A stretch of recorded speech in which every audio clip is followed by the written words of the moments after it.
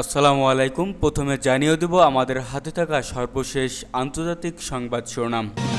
রাশিয়ায় ৯ থেকে ১১ স্টাইলে হামলা ইউক্রেনের। এবার গাজায় ত্রাণ কার্যক্রম বন্ধ করতে বাধ্য হলো জাতিসংঘ। এদিকে বেলুচিস্তানের সন্ত্রাসী ও নিরাপত্তা বাহিনীর মধ্যে সংঘর্ষ, নিহত ৭৩ জন। আবারও গাজায় প্রতিরোধ যোদ্ধাদের হাতে আরও ২ দখলদার সেনা নিহত। সর্বশেষ জানিয়ে দেব হামলা ঠেকাতে ইসরায়েলের একদিনে ১৪০০ টাকা খরচ। এখন বিস্তারিত। তার আগে আমাদের ভিডিওটি ভালো লেগে থাকলে কমেন্ট, লাইক এবং সাবস্ক্রাইব করবেন। রাশিয়ায় ৯ থেকে ১১ স্টাইলে হামলা ইউক্রেনের। রাশিয়া ইউক্রেনের যুদ্ধ শীঘ্রই থামার কোনো লক্ষণ দেখা যাচ্ছে না। সম্প্রতি রাশিয়ার দক্ষিণ পূর্বাঞ্চলীয় প্রদেশ সারাতভের প্রধান শহর সারাতভের একটি বহুতল আবাসিক ভবনে ৯ থেকে ১১ স্টাইলে ড্রোন হামলা চালিয়েছে ইউক্রেনীয় সেনাবাহিনী। রোববার এই হামলা ঘটেছে বলে এক প্রতিবেদনে জানিয়েছে রুশ সংবাদ মাধ্যম স্পুটনিক। সারাতভ প্রদেশের স্বাস্থ্য মন্ত্রণালয় এক বিবৃতিতে জানিয়েছে হামলায় এক নারী সহ ৪ জন আহত হয়েছেন। আহত নারীর অবস্থা গুরুতর। সামাজিক মাধ্যমে ছড়িয়ে পড়া ভিডিওতে দেখা যাচ্ছে সারাটভের এক বহুতলে ধাক্কা মারল ড্রোন, আর তাতেই মুহূর্তের মধ্যে দাউ দাউ করে জ্বলে উঠল বহুতলের একাংশ। একই সময় খানিক দূরে আকাশে উড়ে আরও একাধিক ড্রোন। কয়েক সেকেন্ডের এই ভিডিও প্রকাশ্যে আসার পরেই চমকে ওঠে গোটা বিশ্ব। মস্কো টাইমসের খবরে বলা হয়, সোমবার সকালে রাশিয়ায় সারাটভের ৩৮ তলা এক ইমারতে হামলা করেছে ইউক্রেনের এই ড্রোন। বহুতলটির নাম ভোলগা স্কাই। শহরের সবচেয়ে উঁচু ভবনটি সেটি।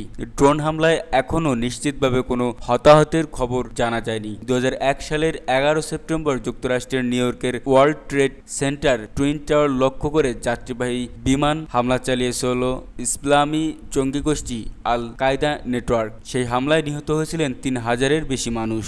গাজায় ত্রাণ কার্যক্রম বন্ধ করতে বাধ্য হলো জাতিসংঘ। গাজায় ত্রাণ কার্যক্রম বন্ধ করতে বাধ্য হলো জাতিসংঘ।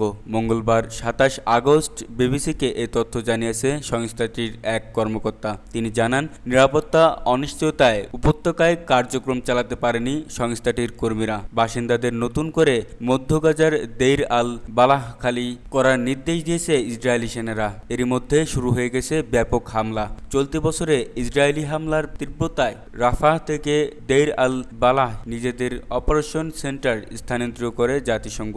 এখন আবার সেইখানেই তাণ্ডব শুরু করেছে ইসরায়েলি বাহিনী। জীবন বাঁচাতে বাধ্য হয়ে সব সরঞ্জাম সেখানেই ফেলে নিরাপদ আশ্রয়ে সরে এসেছেন জাতিসংঘের কর্মীরা। তাই আপাতত পুরো গাজায় বন্ধ রয়েছে ত্রাণ কার্যক্রম।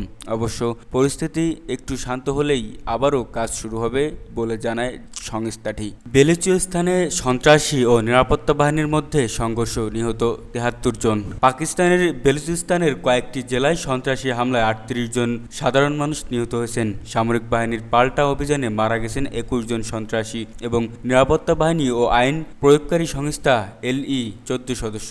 আহত হয়েছে আরও অনেকে।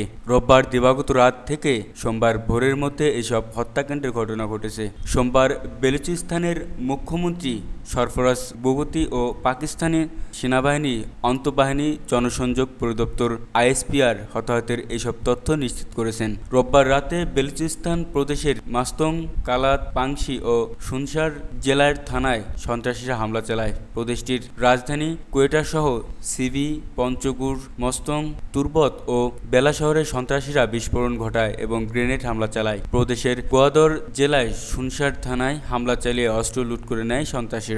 মুসাখাইল জেলার সহকারী কমিশনার নজিব কাকার জানান, রোববার দিবাগত রাতে অস্ত্রধারীরা রসম এলাকায় অন্ধ্রপ্রদেশ মহাসড়কে অনেকগুলো যাত্রীবাহী গাড়ি, ভ্যান, ট্রাক গাড়ি থামায়। এসব গাড়ি থেকে অস্ত্রধারীরা বেছে নিয়েছে ২৩ পাঞ্জাবিকে হত্যা করে। মহাসড়কটি পাঞ্জাব ও বেলুচিস্তানের যুক্ত রয়েছে।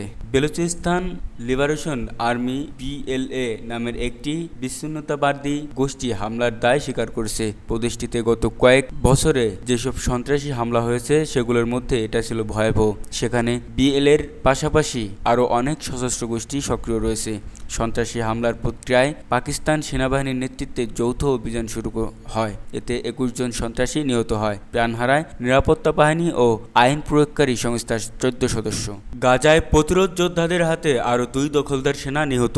ফিলিস্তিনের অবরুদ্ধ গাজা উপত্যকায় ইসলামী প্রতিরোধকামী যোদ্ধাদের হামলায় ইহুদিবাদী ইসরায়েলের আরও 2 সেনা নিহত হয়েছে। সম্প্রতি ফিলিস্তিনি প্রতিরোধ যোদ্ধারা ইসরায়েলের বিরুদ্ধে প্রতিশোধমূলক হামলা জোরদার করেছে। ইসরায়েলি সামরিক বাহিনী গতকাল রোববার জানিয়েছে, গাজায় নতুন করে যে 2 সেনা নিহত হয়েছে তাদের একজন স্টাফ সার্জেন্ট পদমর্যাদার এবং অন্যজন মাস্টার সার্জেন্ট। তাদের দুজনের মধ্যে একজন খান ইউনিস শহরে এবং অন্যজন গাজা সিটিতে নিহত হয়। তারা দুজনই প্রতিরোধ যোদ্ধাদের বোমার বিস্ফোরণে নিহত হয়েছে। গাজা যুদ্ধ শুরুর পর থেকে ইহুদিবাদী ইসরায়েল এ পর্যন্ত তাদের 702 জন সেনা নিহত হওয়ার কথা স্বীকার করল।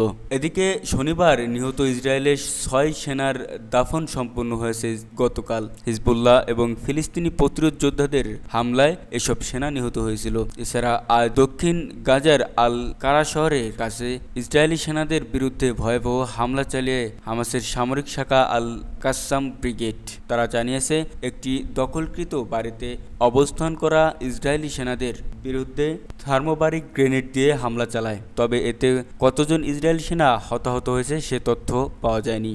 হামলা ঠেকাতে ইসরায়েলের একদিনের খরচ 1400 কোটি টাকা।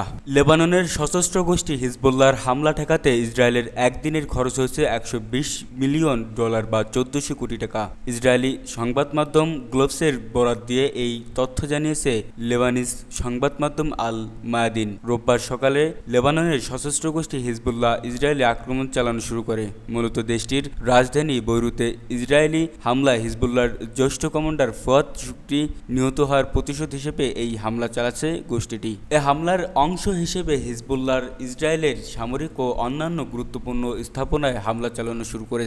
এমনকি ইসরায়েলের রাজধানী তেল আবিবের মাত্র 1.5 কিলোমিটার দূরের ক্লিফ ঘাঁটিতেও হামলা চালিয়েছে গোষ্ঠীটি। এই হামলার বিপরীতে ইসরায়েলি বাহিনী আগাম আক্রমণ চালিয়েছে বলে দাবি করে। তাদের দাবি, হিজবুল্লাহ ছোড়া হাজার হাজার রকেট বিপরীতে ইসরায়েলি বিমান বাহিনীর প্রায় 100 যুদ্ধবিমান মোতায়েন করা হয়েছিল এবং এসব যুদ্ধবিমান হিজবুল্লাহর রকেটগুলোকে ধ্বংস করেছে। ইসরায়েলি সামরিক বাহিনী দাবি করেছে, এই আক্রমণে 4000 joint direct attack munition JDAM বোমা ব্যবহার করা হয়েছে, যার প্রতিটির মূল্য $25,000 করে।